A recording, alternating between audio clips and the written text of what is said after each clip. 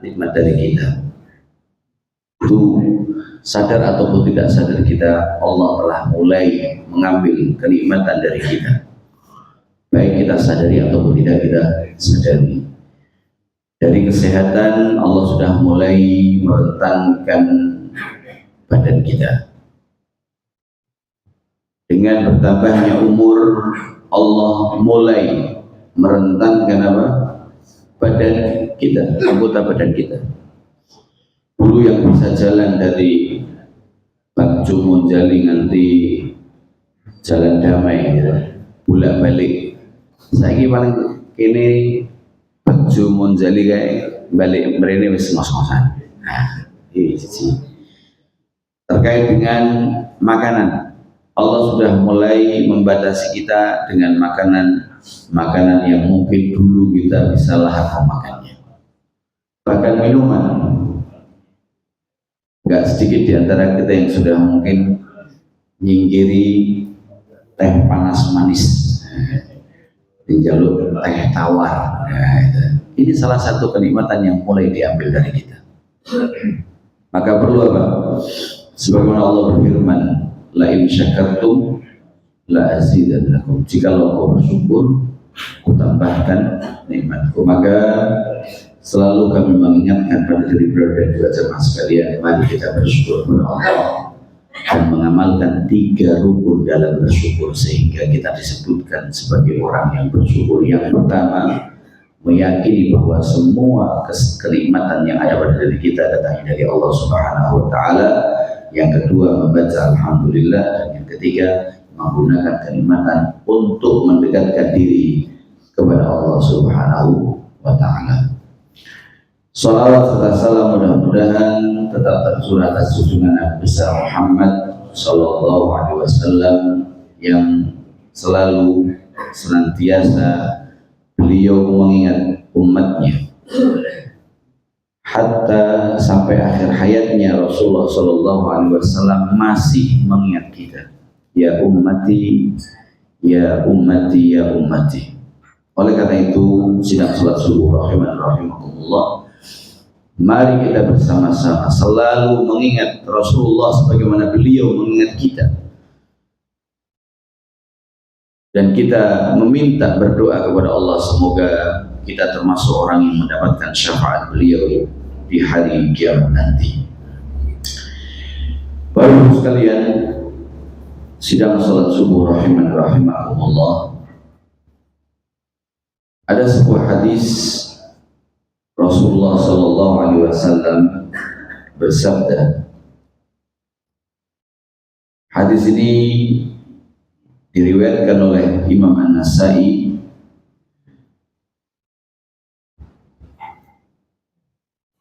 dan menjelaskan bahwa mereka adalah orang-orang yang saling mencintai, berkumpul dan mengunjungi karena Allah, adalah orang-orang yang mendapatkan nikmat yang luar biasa.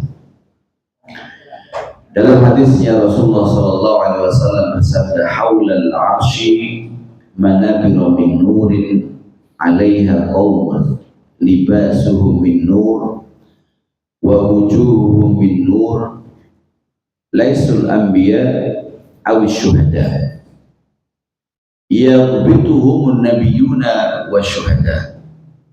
Faqala as-sahaba sifhum lana ya Rasulullah. Faqala ar-rasul al-mutahabbuna fillah, al-mutajalisuna fillah, wal-mutazawiruna fillah. Yang artinya di sekitar arsy di mana Allah bersemayam terdapat mimbar-mimbar dari cahaya. Di atasnya ada sekelompok kaum yang bajunya bercahaya, wajahnya bercahaya, dan mereka bukan para nabi dan para syuhada, orang yang mati syahid. Yang bituhum nabiyuna wa syuhada, para nabi dan syuhada iri sama mereka. Ingat, jadi di sekitar arsy Allah bersemayam ada mimbar-mimbar dari cahaya. Di atasnya ada segolongan kaum atau sekelompok kaum yang bajunya bercahaya, mukanya bercahaya, dan mereka bukan para nabi dan para syuhada, orang nabi, orang wong sing mati syahid. Dan para nabi dan syuhada iri sama mereka. Faqala sahabat sifhum lana ya Rasulullah. Sahabat ini nganti hidan. Jadi wong Jawa Timuran jenger sahabat sama nabi, sahabat itu jenger kabeh ono kaum sing diireni para nabi dan syuhada. Kemudian sahabat bertanya, sifhum lana ya Rasulullah. Sopo mereka ya Rasulullah, sifatilah mereka kepada kami. Faqala Rasul al-mutahabbuna fillah, orang yang saling mencintai karena Allah. Al-mutajalisuna fillah, orang yang saling bermajlis ilmu karena Allah. Wal mutazawiruna fillah, orang yang saling ziarah menziarahi karena Allah. Bapak Ibu sekalian, sidang salat subuh rahimani rahimakumullah. Kita tahu bahwasanya setiap kali kita beramal saleh, entah itu salat rawatib, salat sunnah, salat apa saja, ataupun puasa sunnah, puasa apa saja terkait sunnah ya, wajib, ataupun amalan saleh yang lain, sedekah, membantu orang, kita semua berniat untuk apa? Mendapatkan pahala dan diberikan kemudahan untuk masuk surga. Maka inilah pentingnya ketika kita memiliki kecerdasan dalam beribadah. Kaya dene wong dodolan. Bakul kuwi ning iso tuku sak murah-murahe. Le ngedol sak larang-larange. Sama juga dengan beribadah. Piye carane kita beribadah sedikit, pahalanya maksimal. Maka sidang salat subuh rahimani rahimakumullah, ini adalah salah satu hadis yang Rasulullah mengabarkan kepada kita bahwasanya kita termasuk orang yang bisa disebutkan oleh Rasulullah SAW, yang mana kita bisa menjadi orang yang diiring para nabi dan juga para syuhada. Dengan apa? Mengamalkan 3 amalan yang tadi kita sebutkan. Yang pertama adalah mutahabbuna fillah, orang yang saling mencintai karena Allah. Alhamdulillah, sudah mulai banyak orang yang berpikir tentang cerdas beribadah, ini sudah mulai banyak. Sehingga saya melihat banyak di antara kita yang juga mulai mengamalkan mutahabbuna fillah. Kita mencintai saudara kita karena Allah, bukan karena maslahah, bukan karena kepentingan. Walaupun masih ada di antara kita yang kadang-kadang mencintai atau menyukai atau mendekat dengan seseorang itu karena kepentingan, pengen anaknya mlebu TNI, nah, mendekatlah kepada koncone sing nom kepolisian TNI. Pengen anaknya masuk UGM, mau mendekat sama rektor UGM. Ini namanya mencintai karena kepentingan. Maka sidang salat subuh rahimani rahimakumullah, Rasulullah Shallallahu Alaihi Wasallam adalah manusia yang tidak pelit, manusia yang menginginkan semua umatnya masuk surga. Iya, kita itu termasuknya sering berkhianat, belinjani dengan janji kita kepada Allah dan Rasulnya. Tapi kan kemudian Rasulullah SAW mengatakan wa khairul khata'in at-tawwabun, sebaik-baik orang yang bersalah adalah orang yang bertaubat. Artinya Rasulullah juga tahu bahwasanya kita manusia memiliki sifat yang bahwasanya sering kita tuh belinjani dengan aku tobat lah, saya tidak mau melakoni lagi, tapi ya tetap saya dilakoni. Maka kalau kita merasa demikian, maka ingat hadis Rasulullah, wa khairul khata'ina tawwabun, sebaik-baik orang yang berbuat salah adalah taubat. Maka dalam mengamalkan ini kita perlu keyakinan hati bahwasanya kita mampu melaksanakan atau mencintai saudara kita karena Allah. Jadi ini gampang-gampang susah Pak. Kalau kita melihat gitu, mungkin kita di antara kita ada orang kaya atau punya kedudukan di pemerintahan. Ketika kita dekat, itu ya ono wong sing ngireni kita dengan bersuudzon, dengan memiliki prasangka yang tidak baik. Kayak tidak paling baik butuh sesuatu. Menungso ngono kuwi. Padahal kita berusaha untuk apa? Ingin mengamalkan, mencintai karena Allah. Maka dalam hal ini kita harus benar-benar yakin bahwasanya kita memiliki sifat ya, sebagaimana yang Allah sampaikan dalam hadis qudsinya, ana inda dhanni 'abdi bi, aku sesuai prasangka hambaku padaku, kata Allah. Maka dengan itu kita harus bermuamalah dengan siapa saja, mau wong sugih, wong kere, wong duwe, gak duwe, wong DPR, gak DPR, wong MPR, gak MPR. Kita harus mendekati mereka. Bermuamalah karena Allah. Karena memang itu tadi kembali kita menyedar rektor UII jadi ini pengen melepuh ke anaknya pemutune ring UII. Nah ini hal yang kadang-kadang memang oleh karena itu sedang salat subuh rahimahullah. Amalan yang pertama ini adalah jelas mutahabbuna fillah. Kalau kita menginginkan menjadi orang yang dikatakan Rasulullah di atas mimbar dari cahaya, bajunya bercahaya, mukanya bercahaya, maka mari kita saling mencintai karena Allah. Niatkan karena Allah. Duwe gak duwe, yes, ana uhibbuka fillah, aku mencintaimu karena Allah. Yang kedua, al-mutajalisuna fillah, orang yang saling bermajelis ilmu karena Allah. Termasuk seperti kita ini, kita bermudzakarah untuk mengingat Allah Subhanahu wa ta'ala karena Allah.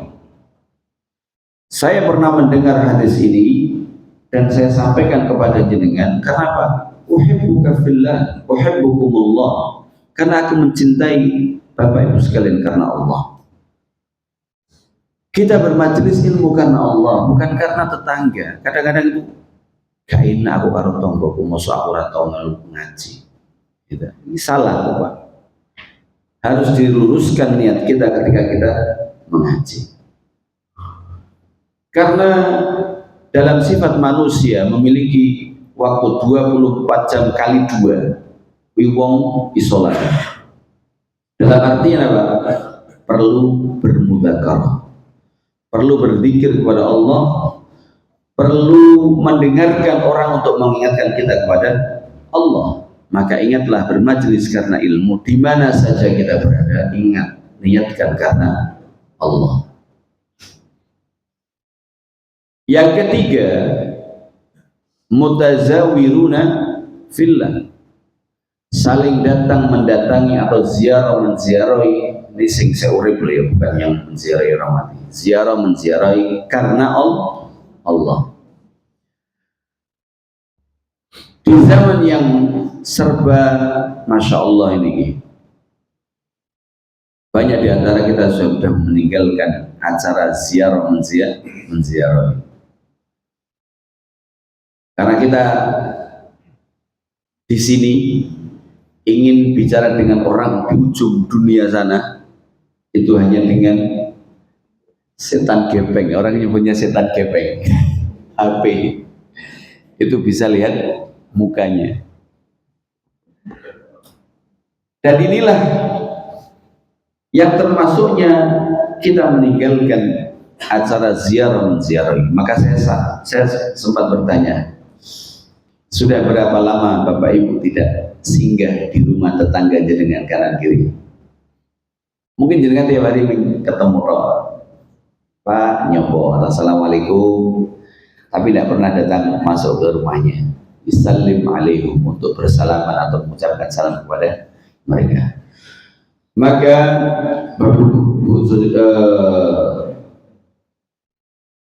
yang dirahmati Allah, mari kita mengamalkan 3 amalan yang insya Allah tidak memerlukan banyak effort, tidak memerlukan banyak tenaga, biaya, dan waktu. Guna apa? Ya tadi itu, guna kita untuk cerdas beribadah, Bapak sekalian. Rasulullah wis memberi bocoran kepada kita. Kalau kita ingin menjadi orang yang disebutkan oleh Rasulullah SAW dan diiring para nabi dan syuhada, maka kita harus mengerjakan 3 hal tadi. Mari kita saling mencintai saudara kita karena Allah. Yang kedua, mari kita bermajelis ilmu karena Allah. Kita tuh perlu,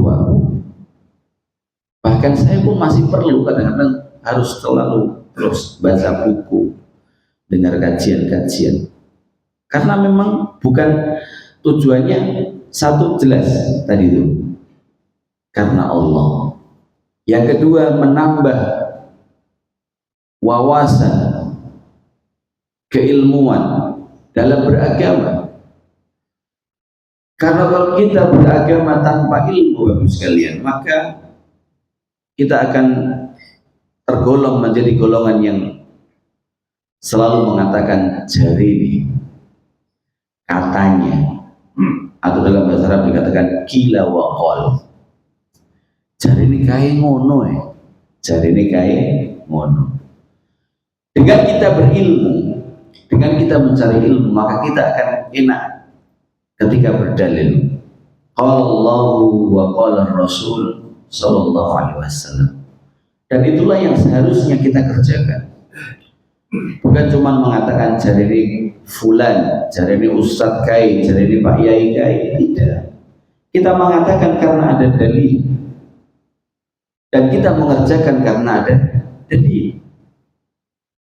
Kalau kita dalilnya hanya ini kan baik, perhatikan Bapak sekalian, rahimahullah, banyak di antara kita yang berdalil dengan kata ini kan baik.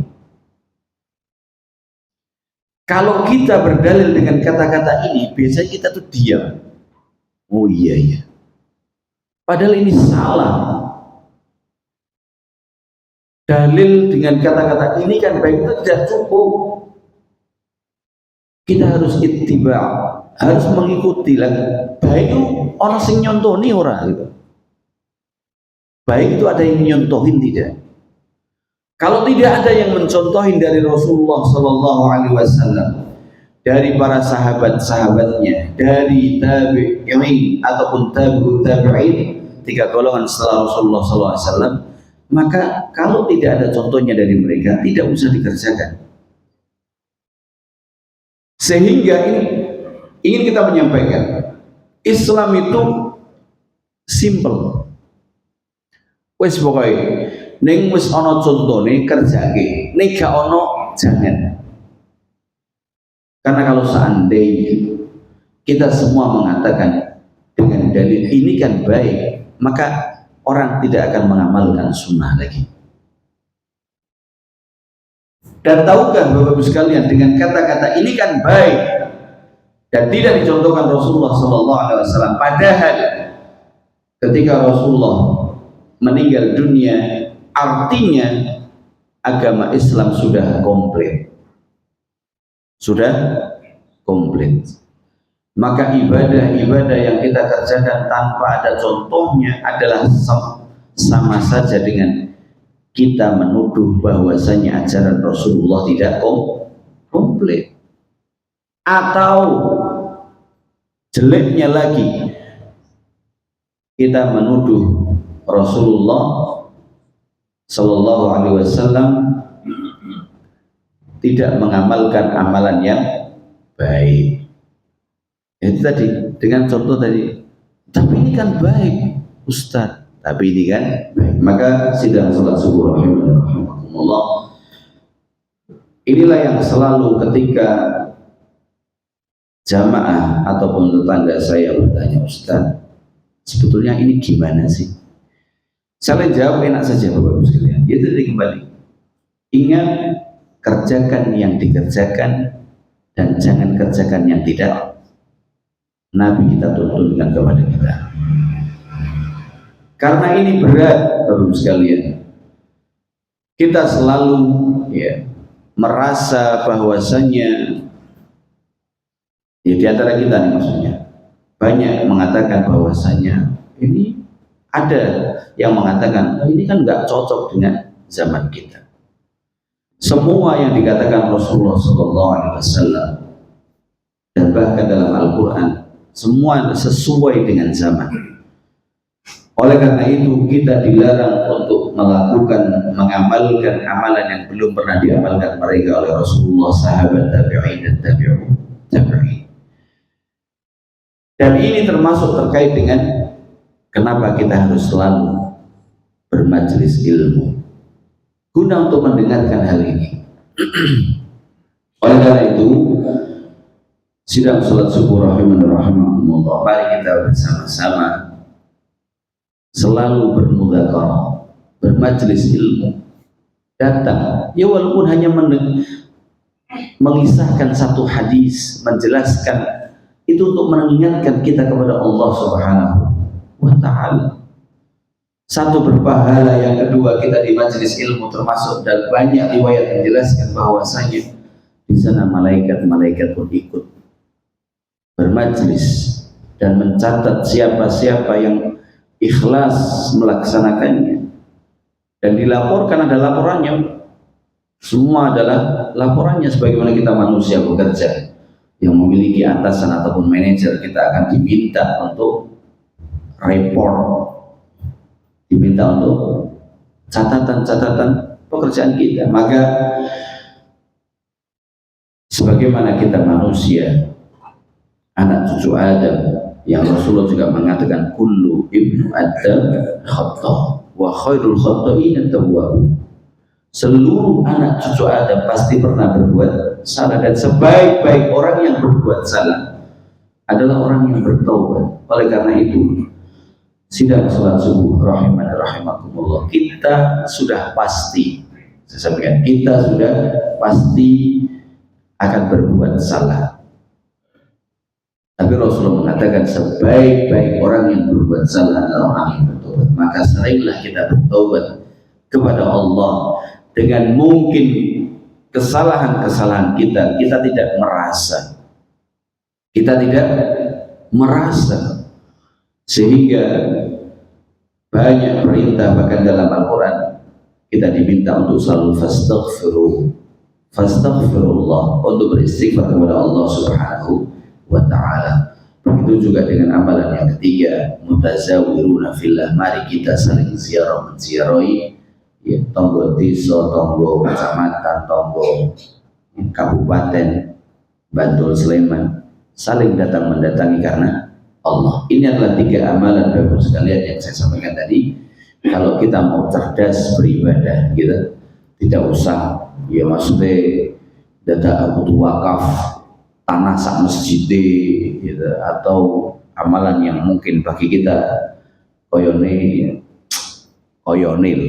abot. Maka carilah amalan yang ringan tapi pahalanya maksimal. Inilah kita manusia yang seharusnya kita selalu menilik bahwasanya kita belum mampu Sekali lagi saya sampaikan, kita belum mampu mengamalkan semua sunnah-sunnah Nabi kita Muhammad Sallallahu Alaihi Wasallam. Selama kita belum mampu mengamalkan, maka jangan, minimal ojo mendon-mendoni orang yang mulai mengamalkan sunnah-sunnah Nabi kita. Kan ada, kebetulan nih, apa tuh gitu, Bapak, ada yang duit jenggot ini, telong-telong apa gitu. Baik, tidak lagi isin. Tak koyo meneh koyo lele nyebuti koyo wedhus astagfirullah. Maka kadang-kadang kita tuh spontan Pak. Oh, coba pitong loro di ilmu gitu kan. Ini kan sunnah. Mau satu biji, mau dua helai, tiga helai, ini sunnah Pak Bu. Dan kadang-kadang ya berat. Ketika kita cuma punya 3 atau 4 gelintir jenggot dan dipanjangkan tuh mesti ono ya orang mau di pinggir jalan ini. Ya mungkin kadang-kadang ini ngelokke tapi kayak orang ngelokke gitu. Nah ini makanya ketika ada orang kita support saja. Oh saya belum mampu Ustaz. Saya belum mampu manjangkan jenggot sehingga ya saya masih. Artinya apa? Ketika kita belum mampu mengamalkan sunnah-sunnah Nabi kita, maka mari kita memilih dan menilai dan mengikuti pengajian guna melihat sunnah-sunnah yang lainnya. Bisa jadi sunnah itu tidak mampu dengan kerjakan sunnah yang lain bisa dikerjakan. Minimal jangan ngendoni orang yang mengamalkan sunnah. Entah itu sunnah jenggot, entah itu sunnah dengan busana muslim yang berikut bagi ibu-ibu perempuan, ataupun dengan sunnah-sunnah yang lain. Ini karena banyak di antara kita yang mereka tidak sadar ketika mereka ngelokke orang yang mengamalkan sunnah-sunnah, berarti mereka juga ngelokke Rasulullah Sallallahu Alaihi Wasallam. Ini yang ingin saya ingatkan, jangan kita orang yang celananya di atas mata kaki, oh lu kulon, mau banjiran itu. Ini koyone ringan Bu, tapi sama saja kita ngelokke Rasulullah Sallallahu Alaihi Wasallam. Zaman belum mampu ya sudah diam saja. Meminta kepada Allah semoga kita bisa dimampukan untuk mengamalkan sunnah-sunnah Nabi kita Muhammad Sallallahu Alaihi Wasallam. Dan masih banyak lagi baru sekali yang dirahmati Allah hadis-hadis Nabi kita Muhammad Sallallahu Alaihi Wasallam yang menjelaskan terkait dengan apa? Dengan amalan-amalan yang walau kita amalkan sedikit tapi pahalanya maksimal. Sebagaimana yang pernah saya sampaikan di majelis subuh juga, kayak sehari minimal kita dapat pahala 3 kali khatam Al-Quran gitu. Esok maca qul hubing, telu sore maca qul hubing, telu peturu maca qul hubing, telu. Kata Rasulullah, suratul Ikhlas thuluthul Quran. Surat Al-Ikhlas, surat qul hu itu sepertiga Al-Quran. Jadi kalau jenengan pengen mendapatkan pahala khatam Al-Quran, maca qul hubing telu. Ini termasuknya. Bukan berarti terus gini, sapus malas maca Quran, apa maca qul hubing telu gitu ya. Tidak begitu. Tidak begitu. Ini satu kemudahan. Kayak contoh kecil lagi, ketika kita umroh gitu. Sebelum jenengan tawaf, jenengan belum sa'i, belum tahallul, jenengan bisa dapat pahala umroh. Caranya pas ketika di Madinah bersuci dari hotel, kemudian menuju ke Masjid Quba, sholat 2 rakaat di Masjid Quba, mau tahiyatul masjid, mau duha, mau apa, kata Rasulullah, walahu mislul umrah, walahul ajri mislul umrah, dan baginya pahala seperti pahala umrah. Ini kan amalan-amalan yang harus kita amalkan. Maka perlu banyak sekali Allah kita mengamalkan amalan yang memang harus begitu. Di mana zaman yang sudah crowded, saya gitu saya melihat ya Allah wong kerja itu lu mau esok teko sore gitu, wis teko pegel. Alhamdulillah saya sosok jamaah maghrib isya di masjid baru langsung turu. Ning kopri ya mungkin yang saya rodok itu ya sedulanan karo anak-anak yang cilik-cilik kayak jam 9:30 tidur, pagi bangun sholat subuh, siap-siap anak sekolah, ngantar sekolah, mulai kerja. Maka tinggal ada sahabat ya, Rasulullah Shallallahu Alaihi Wasallam yang begitu sibuk dengan kerjaan dan melihat banyak sahabat yang mengamalkan amalan sunnah-sunnah. Maka ada sahabat yang bertanya kepada Rasulullah, ya Rasulullah, kalau seandainya aku sholat fardu saja, duhur, asar, maghrib, isya, subuh, orang no qobliyah, orang no ba'diyah, orang no duha, orang no tahajud, terus wa asumu Ramadan, dan aku puasa Ramadan tok til, rano Senin Kamis, rano Ayamul Bait 14 15, rano Menen Daud ya. Dan ku haramkan yang kau haramkan dan ku halalkan yang kau halalkan, adakhalal jannah katanya. Apakah aku masuk surga? Kata Rasulullah, nah, iya kamu masuk surga. Jadi bapak sekalian, kadang-kadang kita itu ya sok greget nih, orang nanti keweton di mulut tadi cuma greget di hati. Kalau bapak sholat nih, baru sholat langsung lupa, ya, orang sholat sunnah apa? Ya walaupun mungkin bisa jadi sholat sunnahnya di rumah, karena sunnahnya sholat sunnah itu di rumah, biar rumah kita nggak jadi kuburan. Maka ini juga problematika kita bapak sekalian. Orang itu mungkin bertanya, aku itu mampu sholat fardu tok, mampu puasa Ramadan tok, tapi tadi yang diharamkan Allah itu haramkan, yang dihalalkan ya halalkan. Maka kata Rasulullah, akan masuk surga orang yang hanya mengamalkan sholat fardu tok, puasa Ramadan tok. Tidak perlu kita kemudian greget tadi di hati, orang lagi naudzubillah min sampai keluar dari mulut ngelok ke orang yang mungkin karena kita sholat 5 waktu di masjid, qobliyah, ba'diyah kita kerjakan, bahkan duha kita kerjakan. Tidak perlu Bapak sekalian. Karena mungkin dia tadi kembali, semua orang punya aktivitas yang berbeda-beda. Ya mungkin karena aktivitas dia kita jadi semua bisa begini. Karena ada orang yang mau habis sholat subuh atau mungkin sebelum subuh dia sudah mulai di dapur oprak-oprak, masak iki masak itu, karena dijual pagi untuk kita semua. Sing males masak di rumah sudah njowo ono sego udu, ono sego kuning, ono. Ini adalah karena amalan sebagian mereka menjadikan kita mudah. Maka jangan sekali-kali kita mempunyai greget di sana, greget di hati kemudian kita ngelok nih wong liya seolah-olah kita lebih baik dari mereka. Saya pernah mendengar nggak satu cerita? Ada seorang syekh, nggak lama baru-baru ini, baru tahun 2000-an ini, dia itu seorang syekh dari Syam, dari Syria kalau tidak salah. Beliau itu dihibani Nabi Muhammad Sallallahu Alaihi Wasallam. Saat bermimpi Rasulullah, kamu pengen tahu tidak orang penduduk surga, orang penduduk surga. Kemudian disebutkan, Rasulullah menyebutkan nama Fulan bin Fulan. Alamatnya gitu di Mekah. Dan itu mimpi sekali, 2 kali, enggak berkali-kali. Sampai akhirnya syekh ini bagi umrah dari Syria ke Mekah 2 jam naik pesawat. Kalau ngebis itu sekitar 8 jam, 8 sampai ya 10 jam lah naik bis bisa. Setelah beliau umrah, beliau ke tempat yang disebutkan alamat oleh Rasulullah tadi. Sampai di kampungnya itu ditanya, dia bertanya sama orang kampung, kamu kenal nggak Fulan bin Fulan bin Fulan? Setiap yang ditanya berkata gini, kamu ngapain cari dia?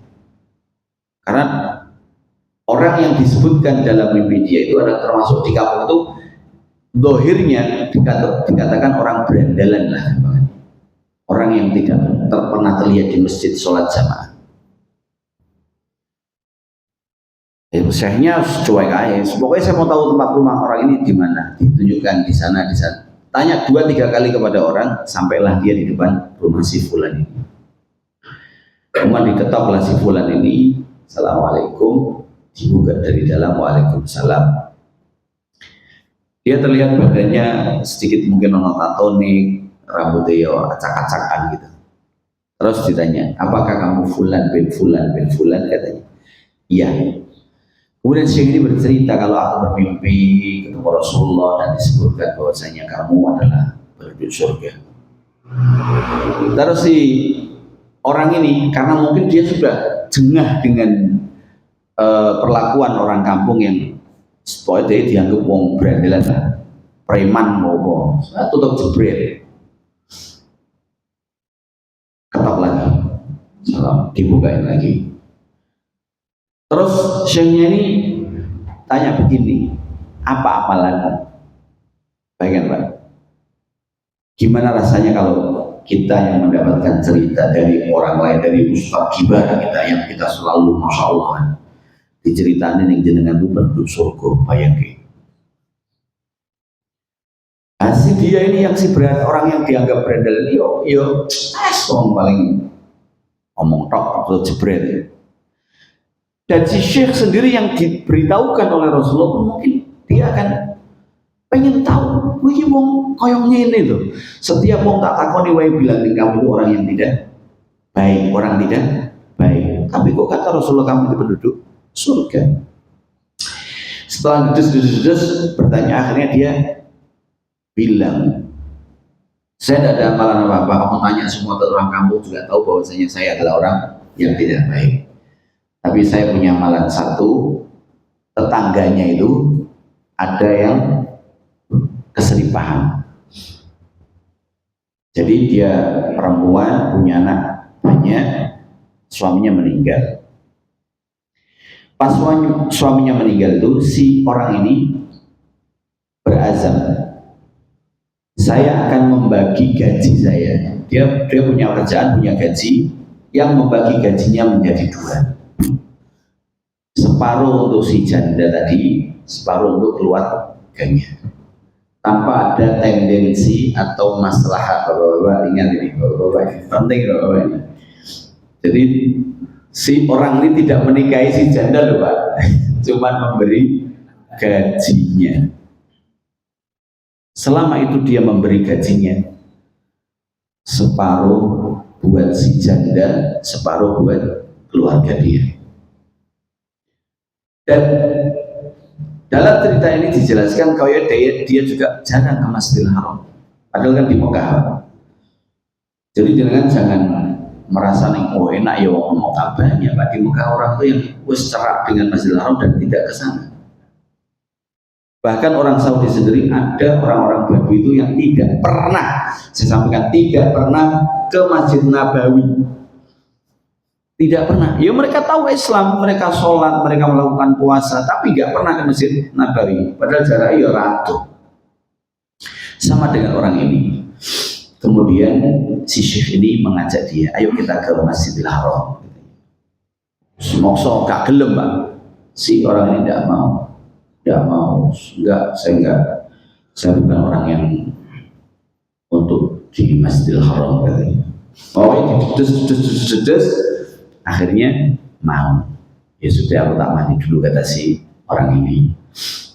Masuk mandi, terus kemudian pakai baju yang bagus, terus keluar ke Masjidil Haram. Saya tahu kalau yang sudah pernah ini umroh, pintu Malik Fahad kan nomor 1 itu pintu Abdul Aziz. Kalau masuk itu mungkin ya ujung sini sama ujung situ itu sudah langsung masuk turun pelataran Ka'bah. Kalau dari Malik Fahad itu jarak yang paling jauh untuk ke pelataran Ka'bah, sama melewati banyak kelas-kelas atau banyak tempat-tempat berkarpet kayak begini yang untuk biasanya untuk pengajian masyayikh, untuk halal itu banyak di situ. Maka mereka masuk melalui pintu Malik Fahad. Orang ini yang pertama masuk itu sudah mulai dretes air matanya, mulai keluar air matanya dengan sendirinya. Ini cerita si Syekh tadi. Sebelum sampai pelataran Ka'bah, beliau izin sholat, saya tak sholat tahiyatul masjid dulu. Maka sholatlah dia mikir di tempat yang berkata begini, sholat tahiyatul masjid. Rakaat pertama masih aman, dan setelah itu dia tuh serai pokoknya air matanya nggak bisa berhenti. Sampai rakaat kedua, sujud yang terakhir, dia tidak kembali, Pak. Dia tidak kembali, meninggal dunia dalam keadaan sujud. Maka betapa kita irinya dengan mereka orang-orang yang Allah muliakan dengan amalan yang mungkin tidak banyak orang tahu. Nggak mesti harus tahu, dengan ketika menolong janda sana, janda sini, ataupun mungkin bukan mesti harus janda, orang-orang tua yang membutuhkan pertolongan kita, maka tolonglah. Banyak amalan kita kan, kembali lagi, kita semua tidak ada yang tahu Bapak sekalian masuk surga dengan amalan yang mana. Maka mari kita memperbanyak amal soleh kita, dan mari kita menghilangkan suudzon kita kepada saudara-saudara kita. Apabila kita melihat mereka mungkin jarang ketok nang masjid, mungkin jarang ketok sholat sunnah rawatib di masjid, maka kita harus berhusnudzon kepada mereka. Dan minimal kalau kita sesama muslim saling mendoakan, itu yang paling utama. Jangan sampai kemudian kita menjadi manusia yang dibenci oleh Allah Subhanahu wa Ta'ala karena kita merasa lebih baik dari mereka. Ini yang sangat dibenci, dan ini adalah salah satu dosa iblis kepada Allah Subhanahu wa Ta'ala ketika mereka disuruh untuk bersujud kepada Nabi Adam, tapi mereka tidak mau bersujud. Karena apa? Ada buat cipta kita kalau aku teko geni, katanya, kata si iblis itu. Dan dia merasa kalau api itu lebih hebat daripada tanah. Secara dohirnya ya, api lebih hebat daripada tanah. Tapi ketika Allah memerintahkan, itulah perintah yang harus dituruti oleh kita sebagai hamba Allah Subhanahu wa Ta'ala.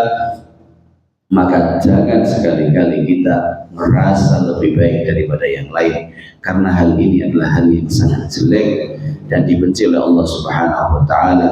Dan mari kita semua meminta kepada Allah agar Allah memberikan kemudahan di dalam hati kita untuk mengamalkan amalan-amalan yang diajarkan Rasulullah SAW melalui para sahabat tabi'in, tabi'ut tabi'in, dan juga para ulama masyayikh yang membawa kabar gembira ini dengan kita mengamalkan amalan yang dimudahkan oleh Allah Subhanahu wa Ta'ala. Mari kita minta kepada Allah agar Allah menjauhkan hati kita dari rasa iri, dengki kepada saudara kita yang mendapatkan kenikmatan lebih daripada kita. Mari kita berbahagia atas kebahagiaan yang didapatkan oleh saudara-saudara kita.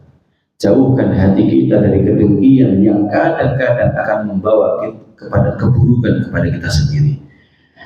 Alhamdulillah Rabbil Alamin, wassalatu wassalamu ala nabiyil mursalin Muhammadin sallallahu alaihi wasallam. Allahumma ighfir lil muslimina wal muslimat wal mu'minina wal mu'minat al ahya'i minhum wal amwat ya qadiyal hajat. Rabbana la tuzigh qulubana ba'da idh hadaitana wa hab lana min ladunka rahmah innaka antal wahhab. Rabbana la tuzigh qulubana ba'da idh hadaitana wa hab lana min ladunka rahmah innaka antal wahhab. Rabbana la tuzigh qulubana ba'da idh hadaitana wa hab lana min ladunka rahmah innaka antal wahhab. Rabbi ighfir lana wa liwalidayna warhamhuma kama rabbayana shighara. Rabbi ighfir lana wa liwalidayna warhamhuma kama rabbayana shighara. Rabbi ighfir lana wa liwalidayna warhamhuma kama rabbayana shighara. Allahumma inna nas'aluka salamatan fid din wa afiyatan fil jasadi wa ziyadatan fil ilmi wa barakatan fil rizqi wa taubatan qabla al-maut wa rahmatan 'inda al-maut wa maghfiratan ba'da al-maut. Allahumma hawwin 'alaina fi sakaratil maut wa najata minan nar wal 'afwa 'inda al-hisab. اللهم لا تدع لنا ذنبا إلا غفرته ولا دينا إلا قضيته ولا مريضا إلا شفيته ولا ميتا إلا رحمته ولا حاجة من حوائج الدنيا يا أرحم الراحمين.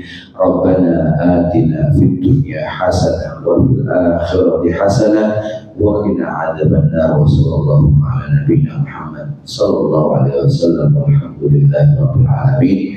والسلام عليكم warahmatullahi wabarakatuh.